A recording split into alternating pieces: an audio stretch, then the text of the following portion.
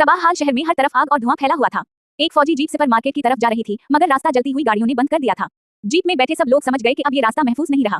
Jeep वापस मुड़ी और पल के रास्ते निकलने लगी। पीछे एक गाड़ी अभी भी शुरू में जल रही थी। इस मंजर से साफ जाहिर था कि हमला अभी कुछ ही देर पहले हवा है और पूरा इलाका इंतहाई खतरनाक बन चुका है। जीप के अंदर एक छोटी स्कूल की बच्ची बैठी थी। उसके हाथों पर पट्टियां बंधी हुई थी और वो दर्द और खौफ से आहिस्ता आहिस्ता रो रही थी। इसे कुछ याद नहीं था, सिर्फ इतना महसूस हो रहा था कि सब कुछ बदल चुका है।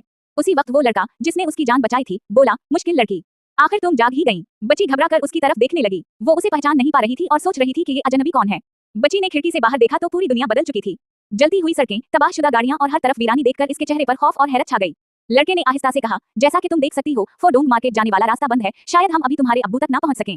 बच्ची खामोशी से जलती हुई गाड़ियों को देखती रही क्योंकि उसी मार्केट में इसके अब्बू मौजूद थे। ये सुनते ही बच्ची की आंखों में आंसू आ गए और उसके होंठों से सिर्फ एक लफ्ज निकला, अब्बू। उसके दिल में सिर्फ एक ही फिक्र थी कि कहीं उनके साथ कुछ बुरा ना हो गया हो।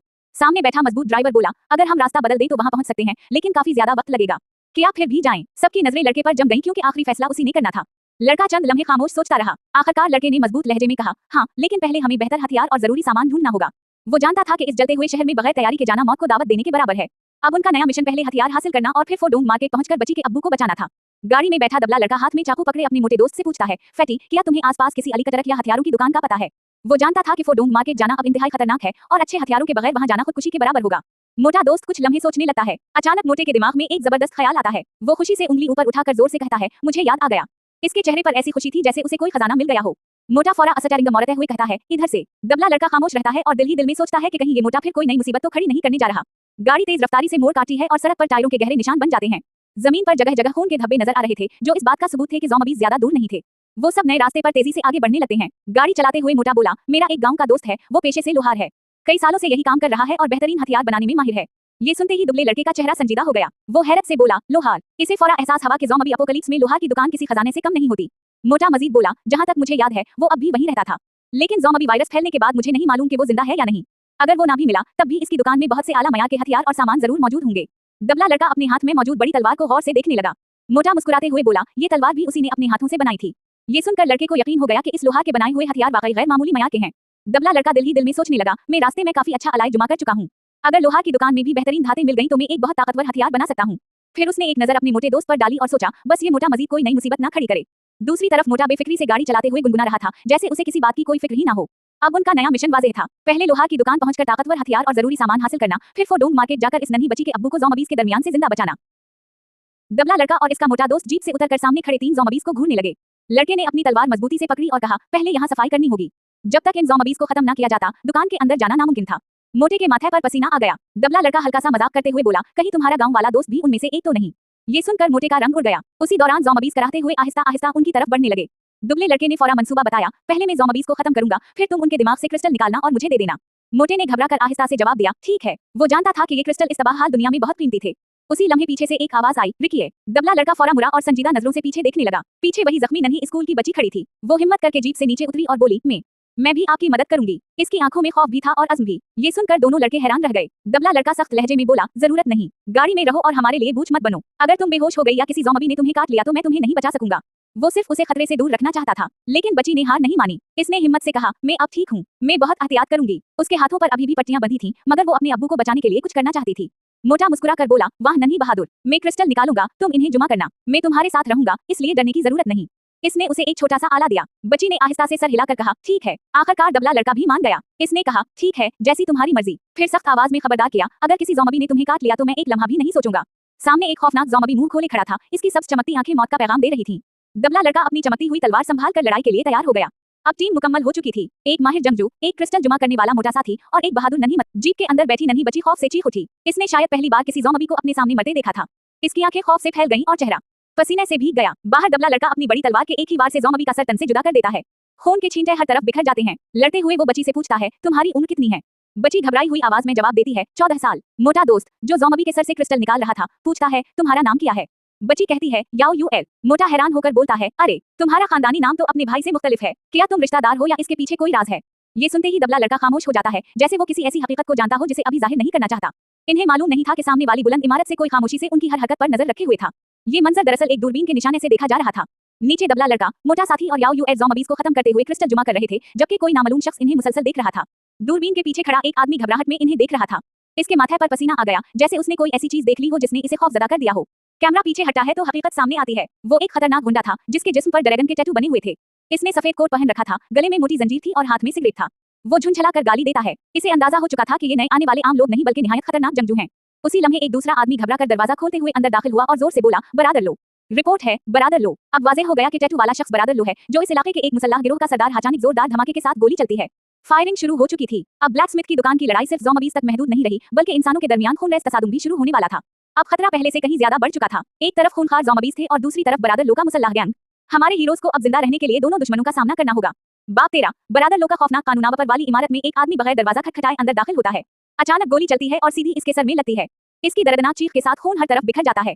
कमरे में मौजूद सब लोग खौफ से साकत रह जाते हैं। गोली चलाने वाला कोई और नहीं बल्कि बरादर लो था। सफेद कोट, जिस्म पर ड्रैगन के टैटू और हाथ में पिस्तौल लिए वो लाश की तरफ देखते हुए गुस्से से कहता है, मैंने कितनी बार कहा है। बरादर लो के चेहरे पर शदीद गुस्सा साफ नजर आ रहा था, जबकि पिस्तौल की नाली से अभी भी धुआं निकल रहा था। वो चीख कर बोला, अंदर आने से पहले दरवाजा खटखटाया करो। दरवाजे के बाहर खड़ा नया लड़का खौफ से कांपने लगा। इसके कदमों के सामने उसके साथी की खून में लथपथ लाश पड़ी थी। नया लड़का खून आलूद दरवाजे के पास खड़ा बुरी तरह लरस रहा था। दीवारों पर खून के छींटे थे और इसके चेहरे से साफ जाहिर हो रहा था कि वो मौत को अपनी आंखों के सामने देख चुका है। बरादर लो ने पिस्तौल नीचे करते हुए ठंडी मगर खौफनाक आवाज में पूछा, नए लड़के, बताओ क्या रिपोर्ट है। इसका लहजा ऐसा था जैसे जरा सी गलती पर अगली गोली उसी के लिए तैयार हो। लड़का हकलाते हुए बोला, बोस, सामने वाली ब्लैकस्मिथ की दुकान पर कुछ लोग ज़ॉम्बीज़ को मार रहे हैं। वो हमारे हीरोज के बारे में इत्तला देने आया था। बरादर लो ने झुंझलाकर जवाब दिया, ये सब मैं बहुत पहले देख चुका हूँ, क्या मुझे तुमसे मालूम करना था। इसके पीछे रखी दूरबीन वाज़ेह बता रही थी कि वो काफी देर से ब्लैकस्मिथ की दुकान पर नजर रखे हुए था। लड़का फौरा खामोश हो गया। चंद लम्हे बाद लड़के को अचानक कुछ याद आया। इसने जल्दी से कहा, बोस, मुझे वो लोग याद आ गए, खास तौर पर वो दबला लड़का। मैंने इसे पहले भी देखा है। W करना पड़ेगा। बरादर लो, जो इमारत के ऊपर अपने ठिकाने में बैठा था, रोबदार अंदाज में हाथ आगे बढ़ाकर हुक्म देता है, वो चीज मुझे दो। इसके लहजे से साफ जाहिर था कि वहां मौजूद हर शख्स इसके हुक्म का पाबंद था। एक नौजवान लड़की डरते डरते एक ट्रे लेकर उसके सामने आती है। ट्रे में खाने का एक पैक रखा होता है, जबकि पीछे मेज पर चंद बोतलें भी पड़ी थी। वो खामोशी से सर झुकाए खड़ी रहती है। बरादर लो फौरा इसके हाथ से खाने का पैक छीन लेता है। दरवाजे के पास खड़ा नया लड़का हैरत से ये सब देख रहा था। उसे समझ नहीं आ रही थी कि आखिर वो क्या रहा है। अचानक बरादर लो वो पैक पूरी ताकत से उसकी तरफ उछाल देता है। नया लड़का घबराकर फौरा पैक पकड़ लेता है। इसके चेहरे पर अभी भी पसीना था, क्योंकि चंद लम्हे पहले ही उसने अपने साथी को बरादर लो के हाथों मरते देखा था। बरादर लो सिगरेट का कश लेते हुए बोला, ये लेकर खाओ, बाकी तफसील बाद में बताना। ये इसकी दी हुई मालूमात का इनाम था। उसी दौरान वो लड़की आगे बढ़कर लाइटर से इसकी सिगरेट जला देती है। नया लड़का खून आलूद दरवाजे के करीब खड़ा होकर अदब से कहता है, बरादर लो, बहुत शुक्रिया। बरादर लो हल्की सी मुस्कुराहट के साथ उसे देखता है। उसे अपने खौफ और ताकत का एहसास दूसरों पर मुसल्लित करना पसंद था। बरादर लो हंसते हुए इस लड़की के सर पर हाथ रखता है। इस एक हरकत से वाज़ेह हो जाता है कि इस ठिकाने पर हर शख्स उसके मुकम्मल कंट्रोल में है और सब इससे खौफजदा रहते हैं।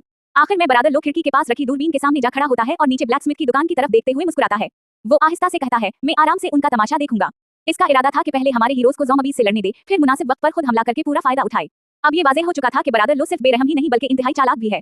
वो खुद मैदान में उतरने के बजाय दूसरों को लड़ने देता है और सही मौका पर वार करके अपना मकसद हासिल करना चाहता है। बाप 13 का इख्तिताम, बाप 14 का आखाजावा पर इमारत में बरादर लो अपने खौफजदा नए आदमी को हुक्म देता है, इस कचरे को बाहर फेंको, फिर पूरा कमरा साफ करो। इसका इशारा फर्श पर पड़ी लाश की तरफ था। नया लड़का अभी तक अपने साथी की मौत के सदमे से कांप रहा था। नया लड़का खामोश खड़ा रहता है तो बरादर लो दोबारा हुक्म देता है, फिर बाकी सब लोगों को भी बल्ला लाओ। इसकी खौफनाक नजरें देखकर कोई भी इसके हुक्म की नाफरमानी करने की हिम्मत नहीं कर सकता था। दूसरी तरफ ब्लैकस्मिथ की दुकान के बाहर हमारा हीरो पूरी रफ्तार से लड़ रहा था। एक ज़ॉम्बी इस पर झपटा, मगर उसने अपनी बड़ी तलवार के एक ही वार से उसका गला काट दिया। खून के छींटे फिजा में बिखर गए। पीछे मोटा फैटी और याओ ज़ॉम्बीज़ के जिस्मों से क्रिस्टल जुमा करने में मसरूफ थे। ज़ॉम्बी लड़खड़ाता हुआ जमीन पर गिरा, लेकिन हीरो ने कोई खतरा मोल ना लिया। इसने फौरा अपनी तलवार ज़ॉम्बी के सर में उतार दी। एक ही वार में ज़ॉम्बी हमेशा के लिए खत्म हो गया और दुकान के बाहर का इलाका काफी हद तक महफूज हो गया। हीरो ने तलवार बाहर निकालते हुए पूछा, इधर सफाई मुकम्मल हो गई, तुम लोगों का क्या हाल है। मोटा फैटी मुस्कुराते हुए बोला, बस एक ज़ॉम्बी बाकी है। याओ खुशी से बोली, हमने 19 क्रिस्टल जुमा कर लिए हैं। ये उनके लिए एक बड़ी कामयाबी था। हीरो ने अगला मंसूबा बनाया। इसने कहा, जाओ फैटी, घर के इर्द गिर्द अच्छी तरह देखो कि कहीं कोई सुराख या रास्ता तो नहीं, मैं अंदर जाकर देखता हूँ। वो पहले पूरी वर्कशॉप को महफूज बनाना चाहते थे। हीरो ने बगैर किसी हिचकिचाहट के वर्कशॉप के दरवाजे पर जोरदार लात मारी। दरवाजा धमाके से खल गया। हाथ में तलवार और नजरें हर तरफ जमाए वो आहिस्ता आहिस्ता अंदर दाखिल होने लगा। वर्कशॉप के अंदर मुकम्मल खामोशी थी। वहाँ भट्टी, लोहा पीटने का बड़ा पत्थर, लकड़ियों के ढेर और मुख्तलिफ औजार बिखरे हुए थे, मगर किसी इंसान की आवाज सुनाई नहीं दे रही थी। हीरो एहतियात से हर कोने का जायजा लेने लगा ताकि मालूम कर सके कि लोहार जिंदा है या नहीं, और क्या यहाँ ऐसे ताकतवर हथियार मौजूद हैं जो फोडोंग मार्केट के खतरनाक मिशन में उनकी मदद कर सकें। अब कहानी एक नई पुरस्कार मंजिल में दाखिल हो चुकी थी। ब्लैकस्मिथ की वर्कशॉप के अंदर आखिर क्या राज छुपा था। क्या लोहार अभी तक जिंदा था या वहाँ सिर्फ खामोशी और मौत उनका इंतजार कर रही थी। हीरो ये एहतियात से वर्कशॉप के अंदर दीवार के पीछे छपकर बाहर का जायजा लेता है। इसका चेहरा संजीदा था और वो यकीन करना चाहता था कि बाहर कोई दुश्मन या ताक़ुब करने वाला मौजूद ना हो। वर्कशॉप के अंदर लोहा पेटने की बड़ी संदान, भट्टी और पानी का हौज मौजूद था। हीरो ये भट्टी के करीब जाकर उसे हाथ लगाता है। भट्टी अभी तक गर्म थी। वो दिल में सोचता है, भट्टी अभी गर्म है, इसका मतलब है कि इस जगह का मालिक ज्यादा देर पहले नहीं गया या फिर अचानक ज़ॉम्बीज़ के हमले का शिकार हो गया। उसी दौरान मोटा फैटी अंदर आता है और कहता है, बरादर ये, इस घर को कोई नुकसान नहीं पहुंचा, लेकिन यहाँ रहने वाला आदमी कहीं नजर नहीं आ रहा। हीरो ये फौरा हुक्म देता है, तमाम जुमा किए हुए क्रिस्टल मेरे पास ले आओ, फिर एक पुराना अंजन, कुछ पाइप और लोहे की प्लेटें भी तलाश करो। वो अपनी तलवार फैटी के हवाले करते हुए कहता है, इस तलवार को अच्छी तरह तेज कर दो और हर वक्त तैयार रहना। इसके अंदाज से साफ जाहिर था कि वो कोई नया और ताकतवर हथियार बनाने का इरादा रखता है। फैटी हैरत से दीवार पर लटकी हुई बेशुमार तलवारों को देखता है और कहता है, हम तो यहाँ हथियार लेने आए थे, जबकि दीवार पर पहले ही इतनी सारी तलवारें मौजूद हैं। फिर नया हथियार बनाने की क्या जरूरत है? हीरो ये एक लंबा लोहे का पाइप उठाकर समझाता है, एक हफ्ते बाद ये आम हथियार किसी काम के नहीं रहेंगे। मुझे इससे कहीं ज्यादा ताकतवर हथियार तैयार करना होगा। ये सुनकर फैटी हैरत से उसे देखने लगा। फैटी बेइख्तियार पूछ बैठा, क्या आप हथियार बनाना भी जानते हैं, बरादर? ये हीरो ये ने सख्त लहजे में जवाब दिया, फजूल सवाल बंद करो और फौरा मेरे लिए क्रिस्टल लेकर आओ। फैटी खामोशी से हुक्म मानने के लिए निकल गया। अब एक नई हकीकत सामने आ चुकी थी। हीरो ये सिर्फ एक माहिर जंगजू ही नहीं बल्कि एक काबिल हथियार साज भी था। वो जानता था कि आने वाली लड़ाई आम तलवारों से नहीं जीती जा सकती, इसलिए वो एक ऐसा ताकतवर हथियार तैयार करना चाहता था जो ज़ॉम्बीज़ और बरादर लो दोनों के खिलाफ फैसलाकुन साबित हो। बाब 14 नए हथियार की तैयारी। हीरो ये गुस्से में लोहे की सलाख हाथ में पकड़कर जोर से बोला, फजूल बातें बंद करो और फौरा मेरे लिए क्रिस्टल लेकर आओ। सामने खड़ा फैटी, जिसके हाथ में हीरो की चमकती हुई तलवार थी, घबरा कर बोला, जी अभी लाता हूँ। इसके माथे पर खौफ के बाइस पसीना नुमाया था। ऊपर से नजर आने वाले मंजर में याओ यूए दरवाजे के पास खड़ी आहिस्ता से सोचती है, ये बड़े गुस्से वाले भाई हैं। दूसरी तरफ फैटी खामोशी से तलवार पकड़े सर झुकाए खड़ा रहता है। याओ यूए मासूमियत से अपनी ठोड़ी पर उंगली रखकर पूछती है, फिर मैं क्या करूं? सबको कोई ना कोई जिम्मेदारी मिल चुकी थी, मगर वो समझ नहीं पा रही थी कि उसका काम क्या होगा। वर्कशॉप में असल काम शुरू हो जाता है। भट्टी की आग तेजी से भड़कने लगती है। हीरो ये अपने पांव से हुआ देने वाली मशीन चलाता है ताकि आग मजीद तेज हो जाए और लोहा अच्छी तरह गर्म हो सके। हीरो ये हिफाजती लिबास, दस्ताने और आंखों पर हिफाजती चश्मा पहन लेता है। फिर वो अपनी खास महारत इस्तेमाल करते हुए कहता है, मैकेनिक की पहली महारत, क्राफ्ट। अब वो पूरी तवज्जो के साथ एक नया हथियार तैयार करने में मसरूफ हो जाता है। चमटे में पकड़ा हुआ लोहा भट्टी की शदीद आग में सुर्ख हो चुका था। इसके गर्द चिंगारियां उड़ रही थी और धात अब शक्ल देने के लिए बिल्कुल तैयार थी। हीरो ये गर्म लोहे को संदान पर रखकर जोर जोर से हथौड़ा मारने लगा। हर जर के साथ जोरदार आवाज गूंजती और चिंगारियां चारों तरफ बिखर जाती। इसके माथे पर पसीना था, मगर इसकी तवज्जो एक लम्हे के लिए भी नहीं हटी। फैटी हैरत से ये मंजर देख रहा था। हीरो ये मुसलसल हथौड़े बरसा रहा था और पूरी वर्कशॉप में धात पर लगने वाली जरबों की आवाज गूंज रही थी। इतनी तेज रफ्तारी और महारत से काम करते हुए उसने पहले कभी किसी को नहीं देखा था। फैटी की आंखें हैरत से फैल गईं। वो बेइख्तियार बोला, ये वाकई हथियार बनाना जानता है। अब इसे यकीन हो गया था कि हीरो ये सिर्फ एक ताकतवर जंगजू ही नहीं बल्कि एक माहिर लोहार भी है, जो अपने हाथों से इंतहाई खतरनाक और ताकतवर हथियार तैयार कर सकता है। अब फोडोंग मार्केट का मिशन एक नए मरहले में दाखिल हो चुका था। आम तलवारों पर भरोसा करने के बजाय हीरो ये एक ऐसा ताकतवर कस्टम हथियार तैयार कर रहा था जो आने वाली जानलेवा लड़ाई में उनकी सबसे बड़ी उम्मीद बनने वाला था। हीरो ये ने हिफाजती लिबास और सब्ज हिफाजती चश्मा पहन रखा था। उसने एक धाती बर्तन आगे करते हुए कहा, तमाम क्रिस्टल इसमें डाल दो। पीछे भट्टी पूरी शिद्दत से जल रही थी और वर्कशॉप का दर्जा हरारत मुसलसल बढ़ रहा था। फैटी पसीने में भीगा हुआ एहतियात से जुमा किए गए सब्ज चमकते हुए क्रिस्टल इस बर्तन में डालने लगा।